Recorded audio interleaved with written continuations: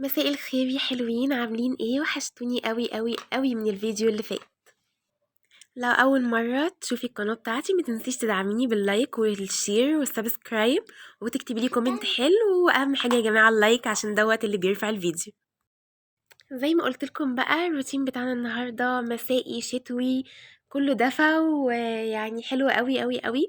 شتا يا جماعه يعني مخبوزات، وانا بحب قوي قوي قوي اعمل حاجات حلوه كده في البيت. اولا بتبقى انضف من بره بكتير، ثانيا بتبقى موفره عن بره بكتير، ثالثا بقى بيبقى طعمها حلو قوي قوي قوي، وبتخلينا نقلبص كده اكتر ما احنا مقلبزين.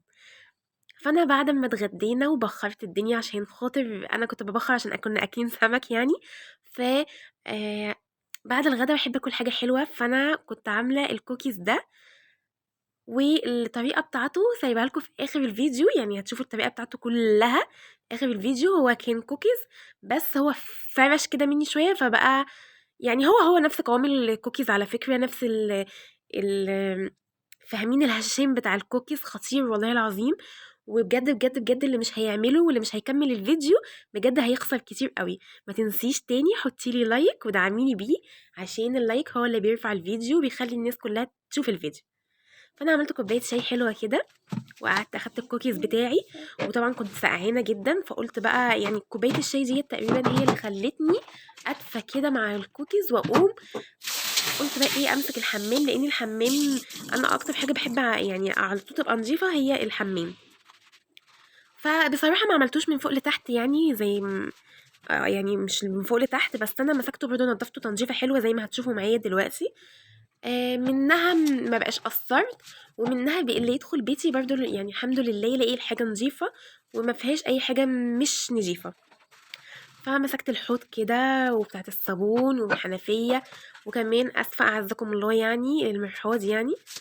كمان غسلته كويس جدا، علشان يا جماعه الحاجات دي اساسا اساسيه في يومنا. حتى الحوض والمرحاض ده كل يوم لازم كده كده بعمله. بس الارضيه بصراحه والحيطان مش بعملها كل يوم، انا بعملها احتمال يعني ممكن كل 3 4 ايام الارضيه. انما الحيطان انا ممكن اعملها كل اسبوع 10 ايام. تمام. بصراحه مش بعملها كل يوم، او يعني صعب يعني اكيد محدش هيعمل يعني، عشان ما نضحكش على بعض محدش هيعمل الحيطان بتاعت التويليت كل يوم، لا طبعا. فهي حتى الارضيه كمان مش كل يوم، انا بعملها كل 3 ايام بصراحه الارضيه، لان الارضيه ديت احنا داخلين طالعين لابسين يعني حاجه في رجلينا، بس في اطفال برضو يعني ممكن طفل يدخل كده برجله، لا احنا اهم حاجه برضو عندنا النظافه. فزي ما انتوا شايفين كده بقى مسكت الارضيه نضفتها. انا حطيت شاور على كرول، آه وحبه معطر كده حلوين، وبس بيبقى بقى الحمام بيلمع لما. وعلى فكره يا جماعه انا بقول لكم عايزه اقول لكم على حاجه، انتوا بسيب الحاجات دي بعد ما بدعك الحمام بسيبه شويه، بحيث بقى لما تيجي تشطفي كده مش محتاجه ان انت يعني لو في حاجه مصفره ولا في حاجه بتطلع بكل سهوله.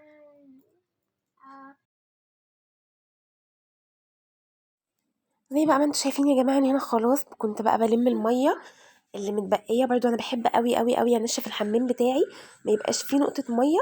حتى بقى باجي يعني بصحى تاني يوم بلاقي خلاص حبه الميه اللي فاضلين القليلين دولت خلاص فاضيين يعني مفيش. كمان قلت اعمله بقى بالليل كده علشان خاطر لما اصحى الصبح ما يبقاش ورايا حاجات ياما. جماعه دي بقى وصفه الكوكيز اللي احنا قلنا عليها في الاول. يا رب اكون خفيفه بس على قلبكم كده وملكتش كتير. انا معايا نص كوبايه من الزبده، انا ضربتها، هي المفروض كانت تبقى بدرجه حراره الغرفه بس انا مسكتها ضربتها الاول كده علشان كانت صعبه معايا. معايا كوبايه ونص من الدقيق، ومعايا نص كوبايه من السكر البودر. طبعا احنا حطينا الزبده على ضربنا الزبده الاول، بعد كده حطينا الكوبايه ونص دقيق، وحطينا نص كوبايه من السكر البودر، وحطينا معلقه صغيره من البيكنج باودر، وحطيت 3 معالق كبار من الزيت. تمام كده. وحطيت معلقتين كبار من النشا. ده كله بقى هفضل يعني اعمله كده بايدي لحد بصوا انتوا شايفين بعمل ازاي.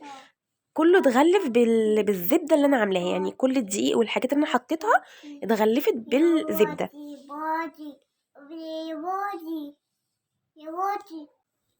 وهنا بقى حطيت بيضه وعليهم كيسين من الفانيليا، انت طبعا تقدري تحطي الفانيليا اللي انت عايزاها. عايزه اقول لكم حاجه يا جماعه، لو حسيتوا ان العجينه عامله معاكم شويه مش عايزه تقلب عجينه، فانتوا هتزودوا كمان معلقه زيت. تمام، يعني هنزود كمان معلقه واحده من الزيت. بصوا هي بقت عجينه معايا ومحتاجتش اي زيت تاني، هما 3 معالق كبار فقط من الزيت. احنا طبعا مش بنعجن، احنا بس بنلم العجينه. يعني لما حطينا البيضه احنا ما عجناش، انا بس لميت العجينه.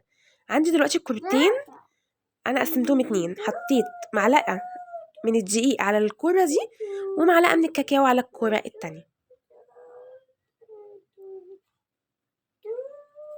بس لميت بس الدقيق خليته يختفي بس منها، وبرده كمان الكاكاو هخلي برده يختفي منها فقط لا غير. انما عجن وحاجات من دي لا، انا مش هعجن ولا اعمل اي حاجه من دي. اهي شكل الكاكاو وشكل العجينه التانية. جبت بقى صينيه معايا ألمونيا وبدات احط عليها الكوكيز، اعمله دواير كده كرات وابططه تبطيطه بايدي. الغلطه اللي انا عملتها هنا ان هي كانت عايزه تبقى اقل من كده، يعني كانت عايزه تبقى نص حجم الكوره دي. حتى لما هتنفش في قلب الفرن مش هتنفش نفس النفشه اللي هي نفشتها معايا في الاخر. عايزه اقول لكم يا جماعه ان ريحتها كانت جايبه اخر الشارع بجد، خطيره بجد. بصوا ده بقى الشكل بقى بتاعها. انا اسفه كمان يا جماعه الصوت يزن. جبت بقى الشوكولاته، انت ممكن تجيبي شوكولاته شيبس، ممكن تسيبيها كده عادي جدا. والله كمان يا جماعه كده كمان من غير حاجه تحفه. انا بقى كان عندي شوكولاته قطعتها كده مربعات على اساس ان هي كانت هتطلع نفس الشكل ده، بس هي ما طلعتش نفس الشكل ده. دلوقتي هحطها على الرف الاوسط على درجه حراره 180، هتاخد معايا بالظبط في الفرن نص ساعه. بوكو بقى من الشكل وانها فرشحت قوي مني. عايزه اقول لكم يا جماعه طعمها رهيب، والله العظيم طعمها خطير، يعني احلى من كوكيز العبد والله. بصوا سيبكم من الشكل، بصوا سيبكم من شكلها، طعمها والله العظيم رهيب. بصوا تحفه، يعني ايه ده، ايه ده، جميله قوي. دي عايزه بقى كوبايه شاي بلبن بجد في الجو ده. امم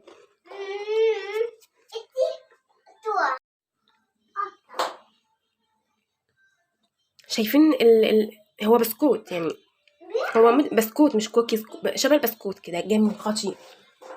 ماشي نفس قرمشة بتاعة العبد بالظبط، نفس طعم احلى من بتاعة العبد، بنص كوبايه زبده وكوبايه ونص دقيق. لو وصلتي معايا لاخر الفيديو ما تنسيش اللايك وما تنسونيش من صالح دعائكم. بحبكم جدا، دمتم سالمين، دمتم بألف خير. باي باي.